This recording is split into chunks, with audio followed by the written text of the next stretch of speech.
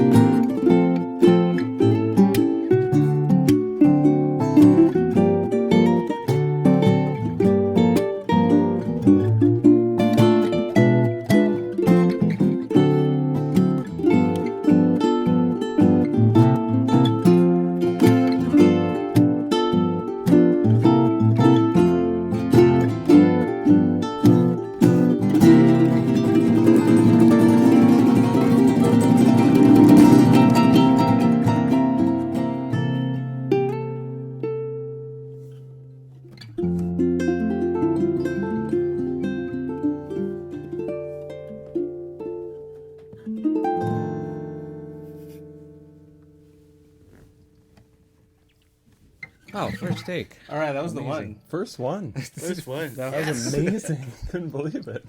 The first one that made it, of course. It was almost unbelievable. Unbelievable one takes. Is that a new song to you, Matt? It is, yeah. I'm doing it with Craig and Sarah for a workshop this weekend. Nice. And so I was like, well, I should probably learn it and listen to Corey solo on it. I guessed because there's a laptop on the ground that you're... Oh, sorry. No, it's okay. Right. I'm looking at chords too, guy. It's okay. So, the world famous, the ukulele teacher, the ukulele whisperer, Matt Dahlberg. Thanks for coming back. Thanks so much. I truly think the most fun I've ever had in my life was on this podcast Really? a year and a half ago playing my gosh. ukulele. So I'm stoked. That's Nice. awesome. Well, geez, now where are we going to go with that? I mean, Just start Can having we- Corey and Kalei start soloing again. I'll just watch. so, what were you doing today down at Craig and Sarah's? Yeah, so Kalei and I were doing something really cool that I'm excited to be able to finally talk about a little bit. So the gist of it is we're teaching Kalei's awesome song Feel the Beat, which I think we might play here in a minute. But really what this is about is it's trying to bring an experience to the learner that has me sort of breaking down these pieces of this very complex song to levels that beginners through advanced players can approach. All the while, it's me and Kalei both on screen. So it's kind of cool because I can kind of act as a little bit of like the eyes and ears of a learner. and be able to ask questions to Kalei that I know students ask, because I remember asking him myself, and I remember people asking him in private lessons and everything else. And Kalei is just so wonderful with this because he can answer these questions really well, and we just break it down in a way that makes it approachable and very playable for whatever skill level you're at on your journey. And so we hope to be doing more of these too. And so this one is the first one with Kalei, and team up with Craig and Sarah, and it'll be on their website and everything else. I'm sure we'll have links for where you can stay tuned for what's to come. But the hope is that we'll be able to bring this same type of offering with other artists and other teachers, and being able to kind of create this consistent, almost private lesson feel experience for people at home, to be able to hear their favorite artists talk about their songs and be able to learn them and apply those skills on their journey as well. That's kind of different, huh? It is different, and it's really fun. It's pretty cool because, like, I was joking around when we were recording. I was like, "Oh, it's kind of like Matt's my musical translator." He can take everything I'm saying and explain it in a way where it's very understandable, whether if you're a beginner, intermediate, advanced player, and it's nice. It's refreshing because, like, I don't really get to revisit these songs unless I'm just playing them. And explaining them and trying to teach them to someone is a totally different thing. And I think it's really important for any artist, any musician, any person that wants to share their knowledge, is be able to communicate efficiently to a student or another musician. And I think what you guys are doing is pretty awesome.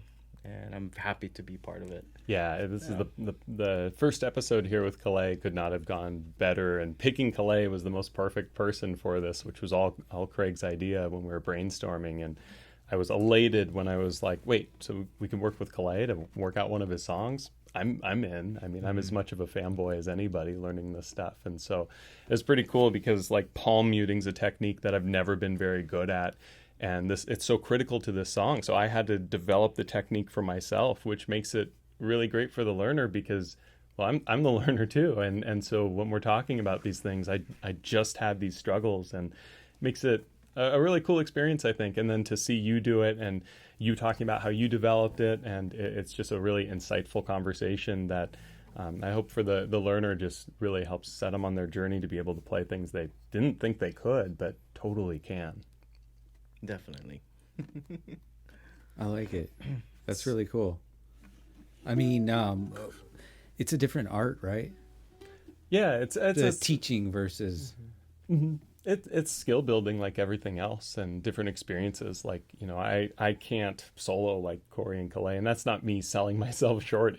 I truly can't, and that's okay. Everyone has their different strengths and weaknesses based on what they spend their time and energy on. And for me, my favorite thing is teaching, because I love it when people have that aha moment when they realize they can do something they thought they couldn't do. That's just one of the best highs there is, to just help them unlock that. And so in my private lessons, that's really why I continue doing private lessons so much, and why it's such a priority for me, is because those relationships that you form with people and help them unlock new skills they didn't know they could do is just so satisfying. And it's kind of what we're bringing with this, because it's these songs that previously are just kind of untouchable. You either have to be an amazing player who can just figure it out, or you just listen to it. And now we're breaking it down in these layers so that even if you're a more beginner player, you can play an incredibly advanced song by just working through the steps, each, going through the process like everyone else. It's really satisfying. It's a very fun thing to do. Yeah, that's beautiful. I mean, part of life is figuring out where you can make the biggest impact. And I think you found it. I mean, I've been in conversations with your students too. So you're definitely doing a lot of good work out there. Oh, I'm really thankful and blessed to have, opportunities like this. And then honestly, like, the people that I get to work with in lessons are the all-stars here, because I've been teaching now privately for a long time, almost a long time. Oh man, almost 15 years, I think, was the first time I gave like my first ukulele lesson. I think I started teaching online in, I want to say 2009 or 2010. Yeah. And I was not a good teacher in 2010 at all. And so I was really fortunate to have incredibly supportive people that wanted to learn and were okay with me learning how to teach them in that process. And I still have some students I've been working with for over a decade that I still see regularly. And that's an incredible thing, because I've learned as much about teaching as they could ever learn from me about the ukulele, just from that experience and practice. And just like, when you want to become a great musician, you have to sit and practice to become that great musician. It's the same with teaching. You have to practice teaching and understand how people learn and get that experience. And so I've been very fortunate to have had those opportunities to get those experiences with some incredible people. Beautiful. Before we go on to the song that you guys were teaching today, talk about that intro song. I remember when Eric Clapton's Unplugged album came out, my dad used to play it in the shop all the time. My dad too. Yeah. I'm familiar with a lot of the songs. Yeah. It's a great album. Yeah, totally. But nobody knows you when you're down and out. Mm-hmm. So what did that come on your radar? Yeah, so honestly, I was looking for a really good public domain song, one that I didn't have to worry about licensing or anything else with, to do with Craig and Sarah. And then Craig asked me, he said, hey, so I really want some sort of right-hand technique to be focused on in a workshop. And so I immediately thought, okay, it'd be fun to do some sort of like swing blues strumming type thing. There's a technique called the muted swing strum, which is that sort of...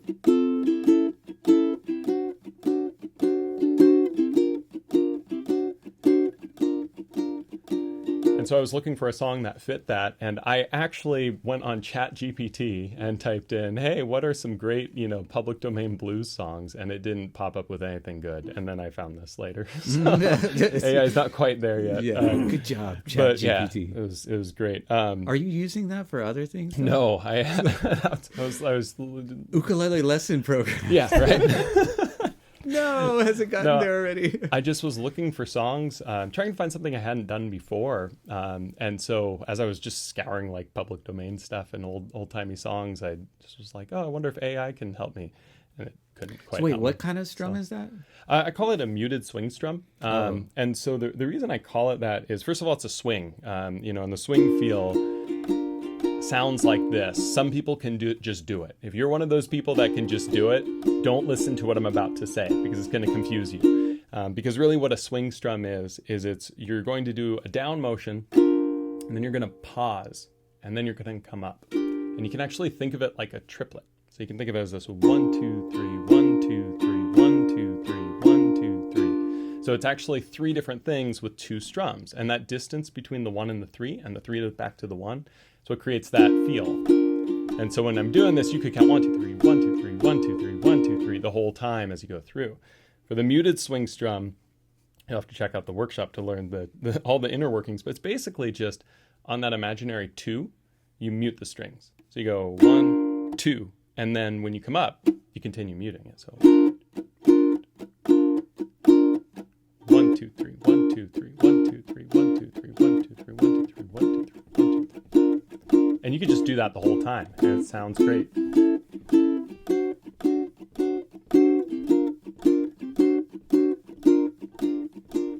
But it's cool because it's got the 3 motions and the 2 strums. It just You go with all first finger. This is all just index finger, traditional strumming right over, right around where the fretboard meets the body.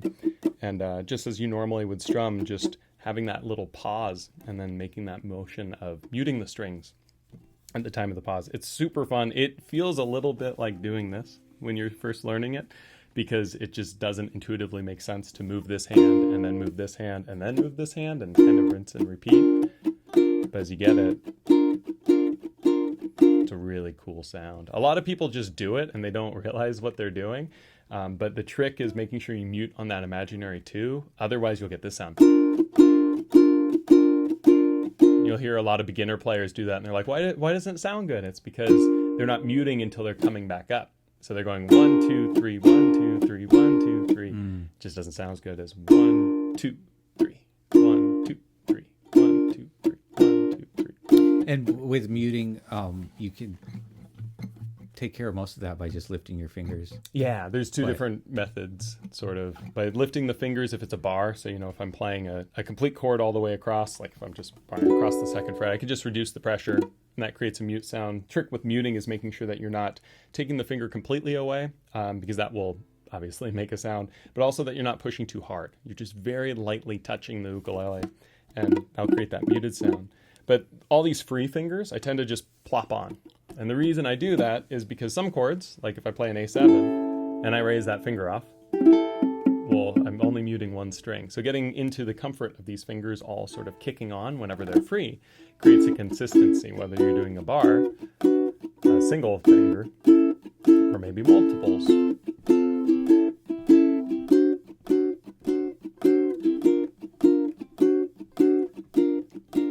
So you creating that consistency. You went into that deeper under. Is that under their artist works or? No. This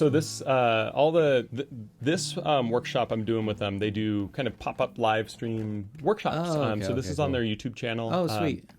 And there are packets available that you can download this tab and everything else with them. And so that live stream is on Saturday, the whatever day that is going to be, the 3rd, 4th, whatever it is. It'll be after this is out. But you can catch the replay on their channel and get the tab. And we're doing a whole like little chord melody version of it too with that. With more techniques and stuff too, which is kind of fun. What are Craig and Sarah? Yeah. Is that the name of their YouTube? I think it's Craig Chi and Sarah Mazel's their YouTube, I think. But their website's Craig and Sarah, I think, right? CraigandSarah.com. So yeah, I'm sure we'll probably get the right link. Yeah. That's awesome. Okay, so and then as far as the song that you went over with Kalei today, I want to hear what that sounds like. Yeah, it's called Feel the Beat, but I probably should let the guy who wrote the song introduce the tune because it's pretty awesome. How do you do it, Kalei? I don't know. You can ask him. He'll teach you how. No, yeah, right. But, yeah, it was a interesting story on how we actually chose the song, because we were kind of brainstorming about like what songs would be great for players of all levels to kind of try out while learning something new rhythmically and technique wise. And then so we ended up going with Feel the Beat, and it was a song inspired by the bass guitar. Always been a fan. Marcus Miller is one of my most famous bass players. Of course, Victor Wooten, but then the list just gets longer from here. And I've always been inspired by other instruments and thought it was cool that they're able to keep the beat while playing some sort of melodic line. And that's kind of like how Feel the Beat came to be. And it took years to kind of finalize the arrangement or the composition to get the sound that I was looking for. And so yeah, it was fun. We were meeting on Zoom a few different times for a couple hours at a time. He'd play it and be like, okay, I'm going to record you and slow this down and try to find the simple pieces. And it's kind of fun because the melody, when you break it down simply, like, you know, if you play the melody of it, it's quite advanced, especially with all the different techniques.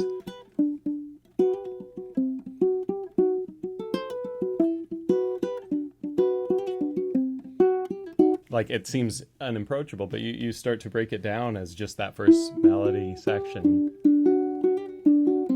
And you start learning how to do hammer-ons and pull-offs. You start to learn how to do basic bars. You start to learn how to play harmony while doing three-finger picking and other things. There's a lot to kind of unpack, and it's unpacked in a way where it really takes you through it, where you can be an almost complete beginner. I mean, it'll be a little bit challenging at first, but if you're wanting to learn this song, you could be a complete beginner, dive in and be able to start learning. Oh yeah. All the rhythm stuff, we're just kind of talking about how to count it, play these basic chords. Yeah. I mean, there's something for everyone, I think, in this arrangement, because most of the song is done with only 4 chords. Yeah. If you can play 4 chords, you can play most of the song. But it's about the feel. That's like totally. you have a really unique style. So, and it's very rhythmically connected. Big time. Yeah. A lot of that syncopation, those different harmonies he uses with the Kalei chords and things. And so we kind of break those down, and, you know, as you kind of unwrap each layer, you start to see or feel and hear more how it sounds like Kalei. And my favorite part about this isn't just that we're teaching you how to feel the beat. Like Kalei, we're showing you these tools he uses to be able to create your own beat and feel your own beat. And I like to think of all these techniques and concepts and tabs and all that as just sort of like a vocabulary for learning a language. If you're going to learn how to speak another language, you don't open a dictionary and start reading words, right? You learn these phrases and you learn a little bit of context behind them, but you need to learn how to say them first and speak them to somebody else who speaks that. And that's a great way to start getting some context for what it is you're saying. You don't try to say the thing before you learn to say the thing, if that makes sense. But at the same time, you don't just keep saying the same thing over and over. You learn what these words mean and how they connect to what you're feeling. And when we're speaking right now, we're not thinking of the words before we say them, right? We have an emotion, we've got something we want to say, and it comes out.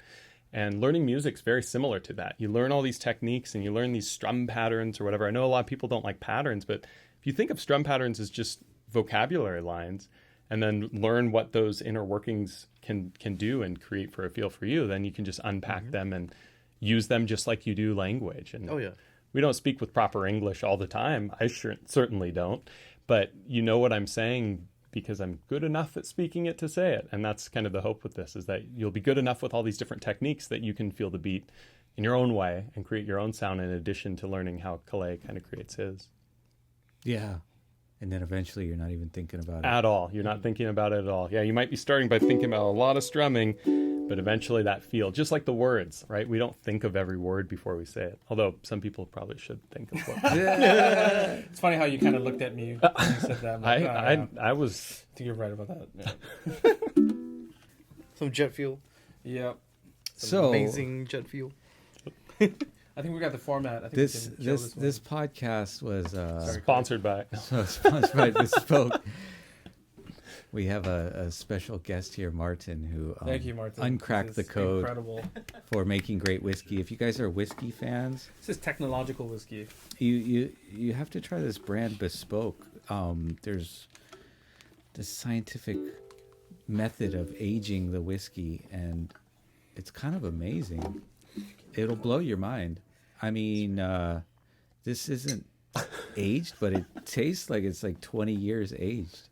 And Corey can't get enough. Thank you, sir. But Neither can I.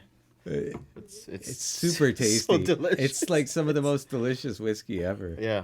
No. And it's won a lot of awards too. Yeah. So if you ever are curious about this whiskey and how they're made, go check them out. All kinds of different spirits. Bespoken. Oh, I'm sorry. Yeah. Bespoken. What's the website, Martin? BespokenSpirits.com. Check them out.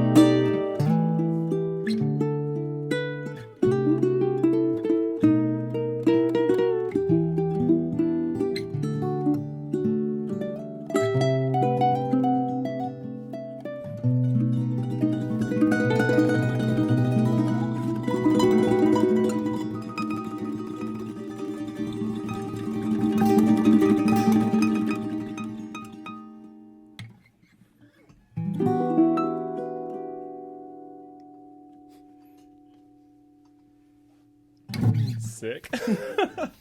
Okay. That was good. I'm glad we did it again. That was a good take. That was cool. That's You guys take acceptable. them? I'll take it. I'm all sweaty now. And That's that just good, my Andrew? That's just my existence, especially in Hawaii. Is it that drastic of a difference when you? Yeah, I mean it's kind of nice. My joints feel younger when I'm here. They're nice and humidity- oiled and. I don't know. Yeah, but the cold, everything feels creaky. But it's a bit too warm for me. Yeah. Where are you? I'm just north of Seattle. I'm in a town called Mukilteo. jeez. So, but That's really cold. no, it's not that bad. Yeah, It's- that's pretty cool. It doesn't get below freezing too often. It's this time of year. It's The fact that usually it like does 40. is like it's too cold there. I'm just kidding. Like we get spoiled today. We're like, oh my god, it's freezing. Like, you want to go build a snowman outside? Kind of freezing for us. I was hanging with Kalei and he was all bundled up in all these things. I'm still like sweating profusely in a shorts and t-shirt. Like, Yeah. It's pouring rain outside. He's like, I'm freezing. I'm like, can I take off my shirt? Are you cool? My So dad warm. had his Patagonia jacket on it. It's like I'm freezing. Like So what your equilibrium is set to? I'm very Nordic. Yeah. Yeah. You Like look like both- it. Yeah, Dahlberg is a These are- Swedish name, so Oh, nice. Our Viking ukulele teacher. Yeah. I can get behind that one. I gotta try that uke. I don't think we tried Yeah. it yet, right? Here, I got to try a different uke too while we're here. I told him I would. Remember? Oh, yeah. Play this. Yeah. I saw at the end of the episode, or I saw in the thumbnail Jake Blues, and I clicked on it because I was like, oh, I gotta check these out. And I've got a student who's been looking for a really high-end ukulele, and he's learning all these Jake songs. We're working on Eleanor Rigby right now. We just worked on Gently Weeps. And so I immediately messaged him. I'm like, hey, call them and see if they're available and if you're looking for it. And he got it right away. And he was gracious enough to say, hey, don't ship it until Matt can play it. Which kind of made my day when he told me that. 'Cause I was like, that means I can play a Jake model. Gotta do a fun version of. So we ordered these in 2019, and That's ridiculous. 5 years later. Hey, Corey, what's the Right on status? There's like 3 more that we have on order from that same order 5 years ago. Yeah. Did you sell both of them? I like the Yeah. emphasis. They're just waiting on tuners. Oh, okay. Masami okay. is. So yeah. what? A week or two, something like that. I hope so. Oh, the Like, Gilberts the are hard to get right now, right? Aren't they? Isn't there something Apparently, happening? yeah. They're currently mining the metal to, and then they're building the machines to machine them. Yeah, right. So it's gonna take 5 more years.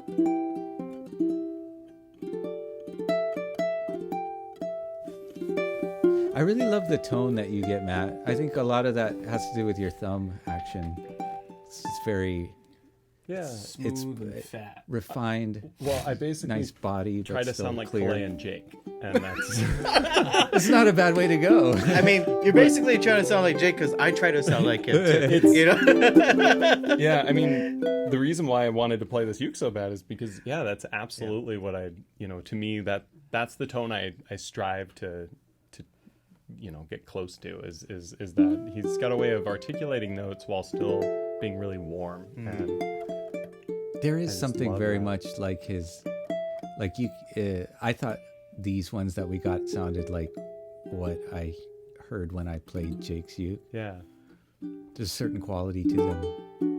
I don't know. Don't you guys think they sound just a little bit different than? There is like a punch in the mid range that you don't get. I think when we were talking about it, it was with the bone saddle and like the bracing too. I think is even different. They don't even do know. the routing out of the top. So Right, it's- right. But it sounds Interesting. really good.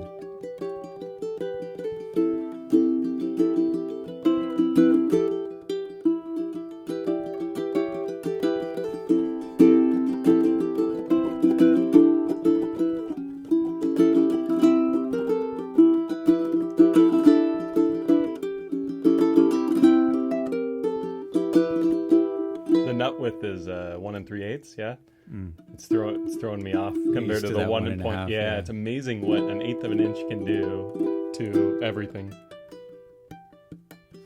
Yeah, I did our new line, the Oli that Kalei has the 1.5 inch nut. Seems like more and more people are getting used to that and liking the space.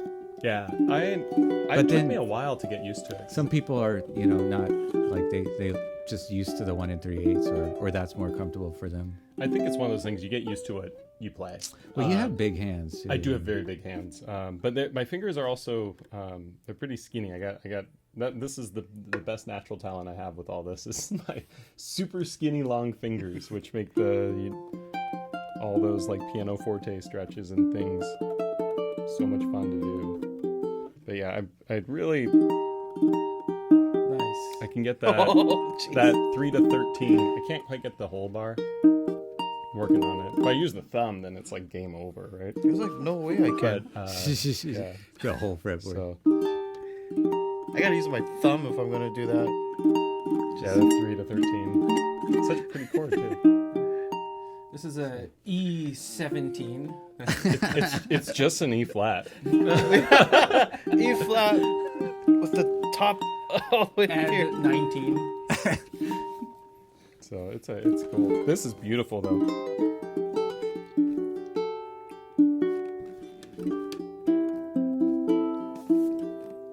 It's really warm. Yeah.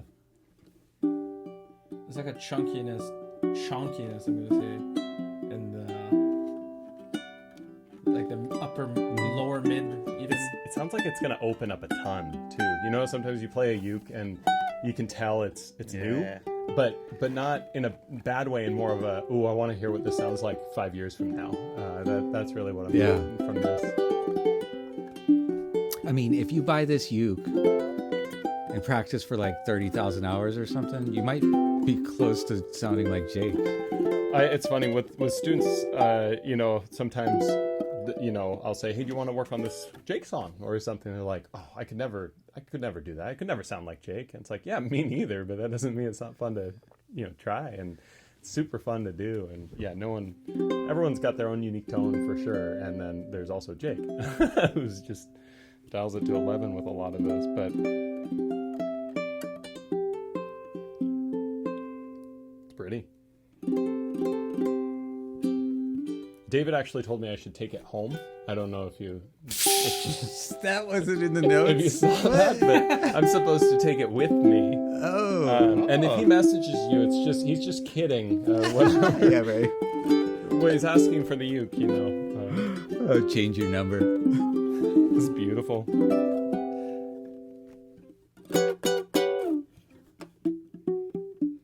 It's easier to do the palm mute with a 1 3/8 inch nut for me. Really? Because there's less Less to down cover? here to cover. Yeah. That's actually a big part of your sound, Kalei. I mean, in terms of that rhythmic style that you come. Yeah. Like, that feel the beat. I almost feel like you could write that in your sleep. Like, that's just like jam stuff that but it's all in that feel, and Yeah, the palm mute is a big part It's of the that. techniques that make it challenging, because musically anybody could kind of dissect it, but what we were able to do today Layer was in the technique, piece by and piece. show people like how do you take it from step to step. Yeah. And that's the part that always made it difficult for even me to play, was remembering, there is a technique here. I'm not just playing straight notes, and playing it clean and keeping it sound even and nice and full. That's hard. Yeah. It's extremely hard. It's cool too, because people watching the podcast, I'm sure they'd look at Kalei and Corey's techniques all the time. And I know because a lot of students will bring up in lessons, and Kalei has kind of a relaxed hand with how he finger picks. And for the longest time, I always wondered, like, why? Because it's easier to get a really good tone the more perpendicular you are to the strings. It's not the only way you can do it. There's a lot of right ways to play. But especially if you're learning, it's easier when you have a more direct connection. It's just more efficient for getting good tone. And Kalei's kind of relaxed. I always wondered why. And it always drove me a little nuts, because I was like, how is he getting that tone so well? And why is he there? And then when we're working together, I was realizing, that's so you can go right into palm muting like that. Yeah. Because when I'm sitting here, I'm like... And it's like going to palm muting. Oh, okay. And everything changes. And so that's why your technique, I think, is like that, which is just so cool, because it's a product of getting more efficient after you already had the effectiveness of really good tone. So it's cool to see. Oh, that's interesting. Yeah. So you guys think you could conjure up a Jake song with that in your hands? I don't think that'd be a problem.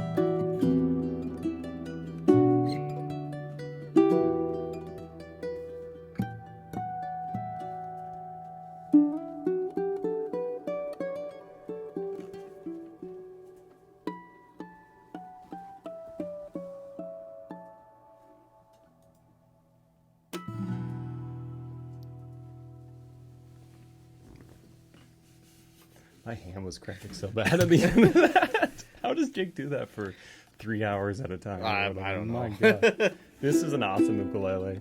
You ever look at Jake's forearms? It's pretty strong. It's yeah. just buff. Do you Buff spend much forearms. time looking at Jake's forums?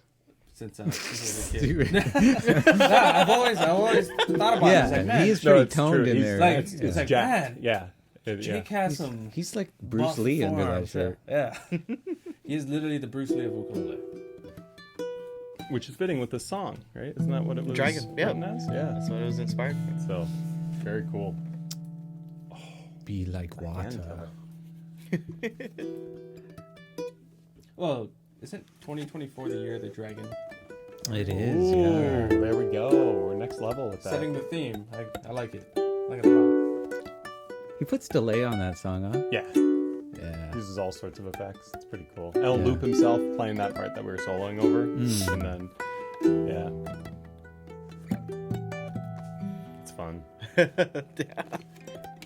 That might have been the very first time I've ever played that song.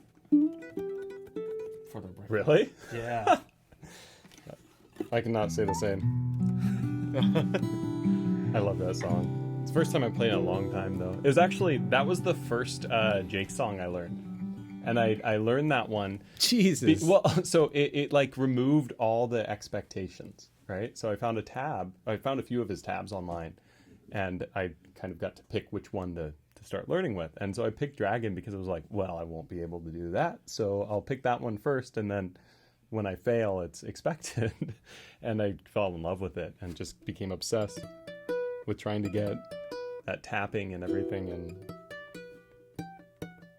And the, you know, when I had it down, I didn't have it down at all, but it was the first one that I could play all the way through and kind of set everything in motion in a lot of ways. So That's what it takes, getting obsessed. Oh yeah, I was completely smitten and working on it much too long at a time. I still remember his Dragon album came out in 2006, I want to say. And I saw him in concert, and that was right around when his YouTube video went viral and everything. And I remember after the show, I was just starting ukulele. Like I knew 4 chords at this time, right? I did not know how to play much at all.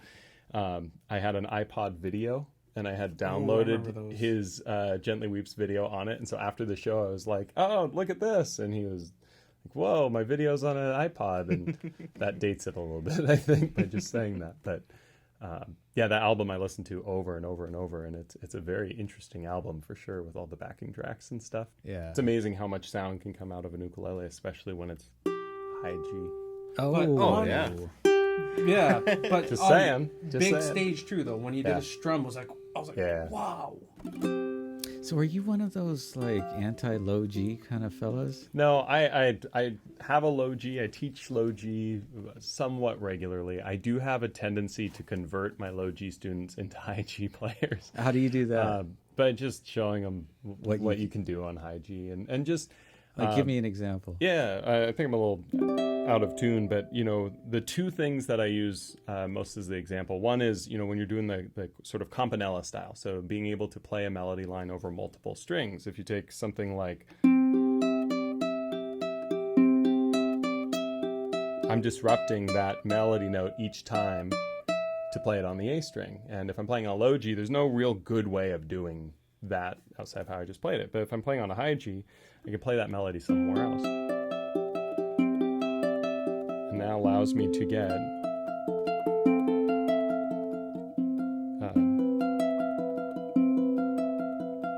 see how all those notes ring into each other. Yeah.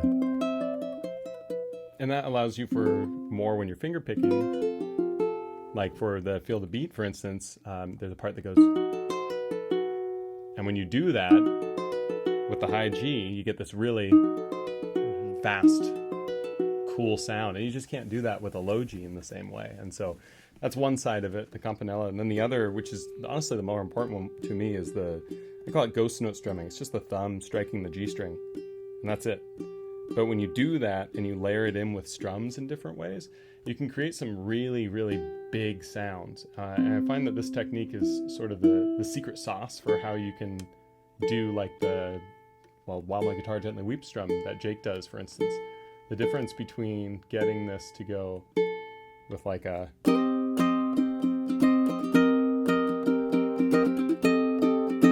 that sounds kind of hollow, right? Well, if I start doing this where I was missing the strings...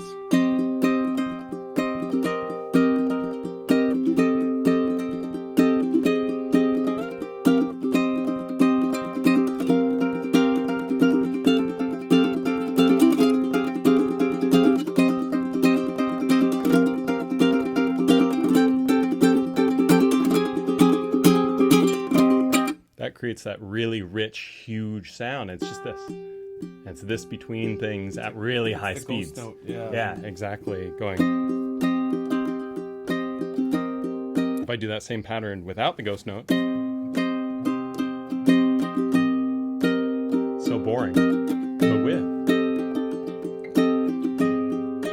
whole magic trick.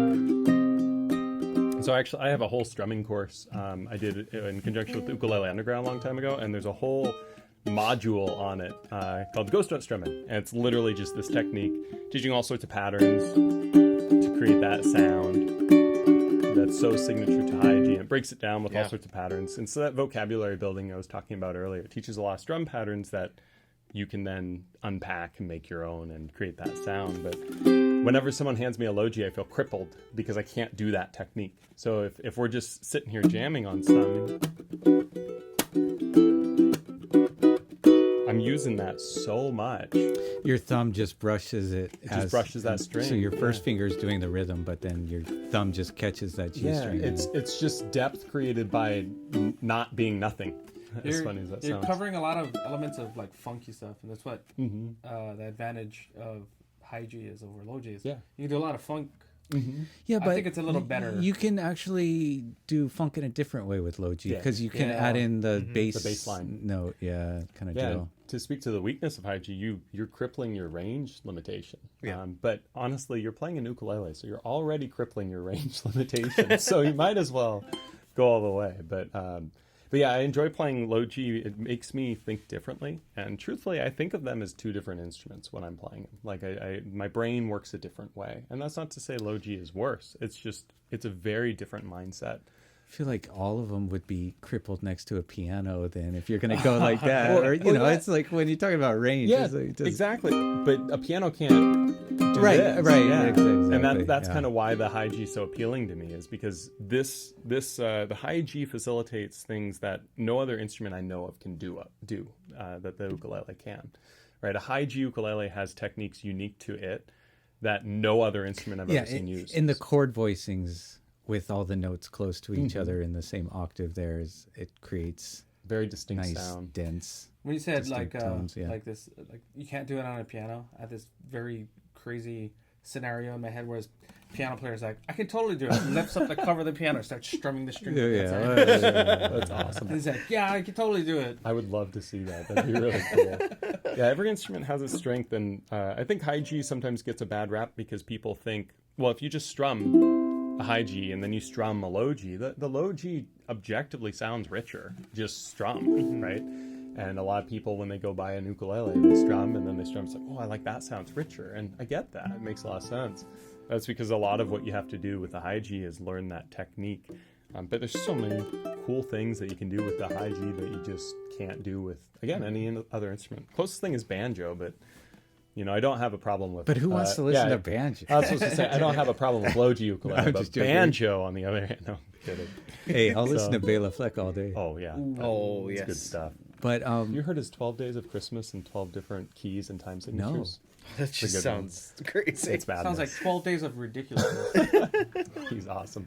Yeah, he's so next level. But yeah, basically, if you don't have a high G and a low G, you're kind of blowing it up. I do think you do need to have both if you want to experience both. You can't. So sometimes people think, oh well, I'll play this high G song with my low G, or the other way around. It's like, no, if you want to play something with low G, you need a low G. If you want to play something with high G, you need one. And I know a place where you can buy a high G or a low G. Just happens to be somewhere close by. The ukulelesite.com. Thanks for that. Yeah. I play my high G a lot more, but that's just my preference. And I'll probably, who knows, in 20 years I might be a low G guy. And when I met Kalei, he was almost strictly high G, huh? Yeah, kind of always was. And then it's just through Sound working samples. here, it's like You play what's on there, and it's always a different depth of string set, and you gotta But adapt. at this point, when you go to do your next album, do you think some would have low G? Oh yeah, I have like a song written just for low G. so cool. Yeah, it's kind of funny because like now I'm like, oh, which one sounds better? Whichever one you prefer.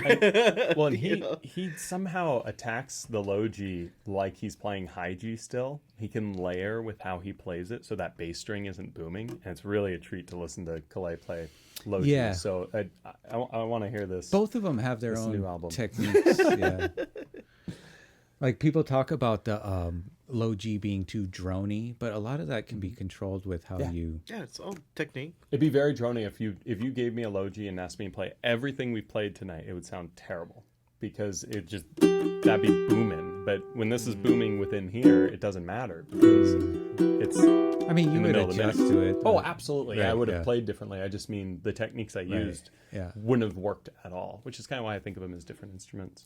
So you've been teaching now for almost 15 years. What are some of the things you see in students that are holding them back from their potential? Yeah, that's a great question. Would you mind trading ukes real quick yeah. for answering that? I didn't have my ukulele last time we were here too, which will help answer. So I'm going to answer this with two things. The first one is a very practical lesson thing. A lot of times people misfret, and this is of all skill levels. I do it all the time still. And it took me years to realize just how important it is. A lot of times when we're playing whatever it is and we get a buzz, we just push harder, we push harder, we push harder. And what we always need to be thinking about is pushing smarter. And these fret wires are really important to be hugging whenever you can. And what I mean by that is if you're playing like a G chord, and this is one of my favorite exercises with students of all level, go ahead and if you have your ukulele, go grab it and play a G chord with me. High G, low G, it doesn't matter. Just play a normal G chord. And then what I want you to do is reduce all of the pressure on each of these fingers so that you get a muted sound. And then what I want you to do is I want you to look at the location of these fingertips.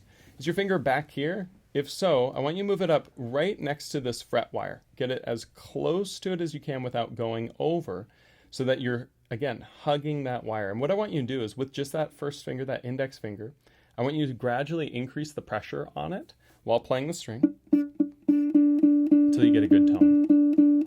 And then I want you to do the same thing with the ring finger. Move it right up next to that fret wire. Same thing with the middle finger here. I can almost guarantee you are pushing maybe a third as hard as you normally do. And I know that because right now I'm pushing about as hard as I normally do. And there's two reasons for this. One is we don't have to push as hard as we think we do. And the other is if we're really accurate with where we're pushing, it takes very, very little to get a good crystal clear tone. And just to show this example, if I scoot these fingers back a little bit, it buzzes like crazy. I'm not pushing any less hard. I'm pushing with the exact same force.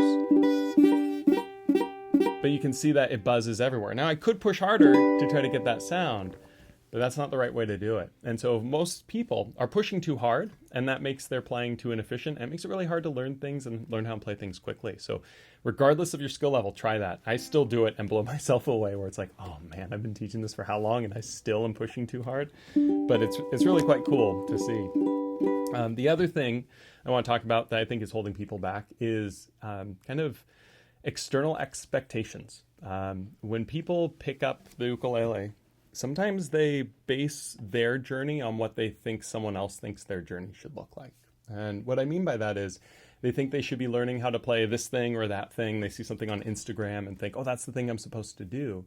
And really, your journey is your own, and it's no one else's. So it's so important to find the things that give you a sense of fulfillment and not worry about if it should give you a sense of fulfillment from someone else's metric.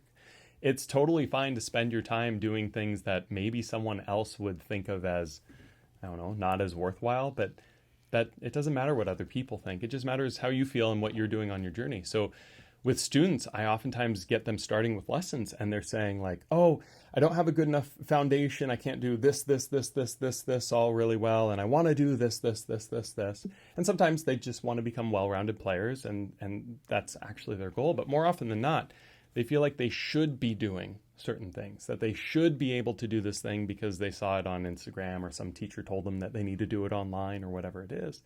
And then they end up spending their time stressing about what they can't do rather than pursuing what they want to do. And I think it's a really important step to let go of all those external expectations and just find what gives you that big sense of fulfillment. For me, when I was learning this instrument, I didn't learn like any strumming to sing and play, which is kind of funny, right? Because most ukulele players can strum to sing along with. And I'm still terrible at it. And I've been doing this now for a career for many years. And that's because I found the thing that I enjoyed, which was playing instrumentals in solo style. And And I pursued that unapologetically and found the fulfillment through it. And now, to this day, if I'm walking through the airport with a uke on my back or something, and someone recognizes it as a uke, the question's always, "Oh, are you our entertainment? Are you going to serenade us?" And it's always funny when it's like, I couldn't if I tried, because I can't sing and play that way. That's not what I do, and that's okay. And whatever it is that you do on your journey that you find that fulfillment with, explore that. So comparison's the killer of joy, right? So don't worry about everyone else. So that's a little bit of therapy like for it, but it's an important. That's beautiful. It's a really important thing to you want to do it. Like, enjoy the thing you're doing, just for the sake of enjoying it. Don't worry about being the best or anything like that. Just like how you got into it, being passionate about some Jake songs and then getting obsessed with getting it down. By all metrics, that's not where I should have started if you look at it from an external standpoint. Like, I barely know 4 chords. So yeah, I'm going to play this tapping Jake song. Does that make a lot of sense? Well, no, but yes. it was where you should have started, because that was your unique journey. And exactly. That's what kept you motivated. Yeah. I mean, why are we all playing ukuleles? Especially people watching this podcast, and most of us are adults learning, some kids, but why are you playing the ukulele? I really hope it's a singular reason, and it's because it makes you happy, right? We don't do this to, we learn these new skills, we learn these new things to give us more happiness, and no other reason than that. So one of my favorite students I've ever had, her name is Jane, and early on in lessons, she practiced kind of these same like Irish tunes and strumming them and stuff. And then a lesson, she'd like, "Oh, can we just play this Irish tune? Maybe you give me a new thing." And I'd do it. And then she'd be like, "No, I'm wasting your time because I'm not doing enough different stuff." It's like, no, you're like one of the most fun lessons there is, because you know what you love, and we get to work on that thing you love every week. And we worked for years together. And if you look at how much she progressed with her finger picking or whatever else, it wasn't a lot, because she progressed immensely in her enjoyment of her experience playing with these tunes and with these sounds. And that's so satisfying. And on the flip side of the coin, I have tons of students who want to develop as many skills as they can. The guy who brought the whiskey here, Martin, is a great example of this. He's somebody who's very driven in the same type of way I was, to learn a lot of different techniques and apply a lot of things in the ukulele. That's great too. Not one of these students is better than the other, because they're both enjoying their journey. Totally. On the other end of that, is there any ideas you can share with those that are starting to teach, or even trying to teach a friend if they're not trying to do it professionally? Yeah, I think for me, the strongest part for my teaching is trying to put myself in the student's shoes. Instead of saying, this is the thing you need to learn because I learned it, it's looking at what their situation is and trying to match what you think will work best for them to them. And truthfully, you're not going to know how to do that until you've done it. And I didn't know how to do it when I was starting to teach. And so what I would recommend is try to relate as much as you can, and don't be afraid to make a mistake as a teacher, because you're learning in the same way they are. And the more you can adapt to how they're learning, the better teacher you'll be able to be. And so if you see them struggling with something, don't just throw out all these darts of like, this is what you're doing wrong. Try to look at what it is they're doing wrong and try to relate to it, not just on a technique level, but other things. Like, if they're an athlete and they love golf or something like that, is there a way that you can bring what they enjoy into what they're doing? Because it's hard to teach an old dog new tricks, but variations on old ones is a little bit easier to do. So especially with adults, it's very hard to teach an adult a brand new skill. And so the more you can learn about what other skills they have and relate what you're trying to teach them to that, easier it is. And you do that by doing it, by just teaching a lot of lessons. And so just have the mindset of a learner, and you'll be a much better teacher. You're wise beyond your years. I've gotten to work with a lot of amazing people who are, it's been some of the greatest people I've ever met have been students. And I use the air quotes because I've learned more from so many of them than I think I could ever teach them. And it's cool to relate to people, and everyone's on this journey in a different way, but we're all, the common thread here is we all love the ukulele, and it's such a cool community because it's just everyone knows everyone, and Yeah. it's so cool. You guys got another tune up your sleeve? We do, yeah. One more. Oh, that's right. Yeah, we're gonna play House of the Rising Sun, which I just did a tutorial of, and I'm gonna play the intro of this song will be the same way that I play the tutorial. It's a YouTube video. It's free. Anybody can watch it. Maybe we'll link it or something. Matt Dahlberg. Yeah, I think youtube.com/Matt Dahlberg will take you there. But it's one of my Patreon lessons. Now, when I say that, sometimes people think that means it's behind a membership wall or something. No, all my lessons that I do for the tutorials are all on YouTube. And then for the tabs, which are all on screen, if you want to download the tab, then I do my Patreon membership to be able to afford to do this, basically. And so this was actually a song that was suggested by members on the site and then voted on and won January's vote. So every month I have them suggest songs, I make a big list of things, and then I put them all up for a vote, and they decide which one's going to be. And so where's the vote? On YouTube? On Patreon. Oh, on Patreon. Yep. Okay. And so that's for the members with Patreon. But again, all the YouTube tutorials. Yeah, totally free. that's really nice because for those that can't afford, it's all kind of there. And Exactly. for those that can support, they want to. That's exactly it. I didn't want to make anything inaccessible to anybody, and so you can learn all of these different songs and tutorials through the YouTube, and all the tabs are on screen on the YouTube as well. It's just when you want to download the PDF, that's on Patreon. And I do have a lot of coursework and other things like that on Patreon for who are wanting to take it to that next level. And I've got some programs that are kind of based on this private lesson experience of sort of lesson notes built for a student with the hope that you can relate to that student. So I've got like a beginner and intermediate. The intermediate's kind of like a next step. So, if you're brand new at the ukulele, this is a great place to start. If you feel like you hit that plateau people hit early on, this can help them overcome it. But it's the private lesson stuff trying to be brought in different ways. And so, but House of the Rising Sun was the winner and fun one to play. So, yeah. And then I think we'll try to make a tab that's similar to what we're doing here and make it available for people watching the podcast. So we'll try to do something. We can put a link something below Yeah. to that. Yeah, What a guy. that'll be cool. It's a fun song, and yeah, it's been fun to work on with people. But should we try it? All right.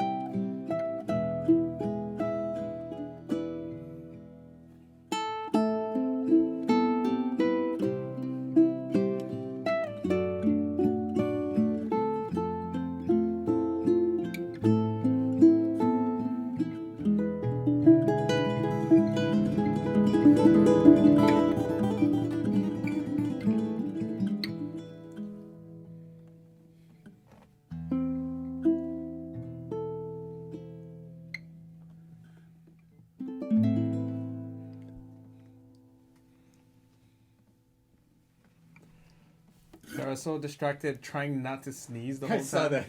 I'm like, That wasn't so why bad. now? So what kind of stank face is like?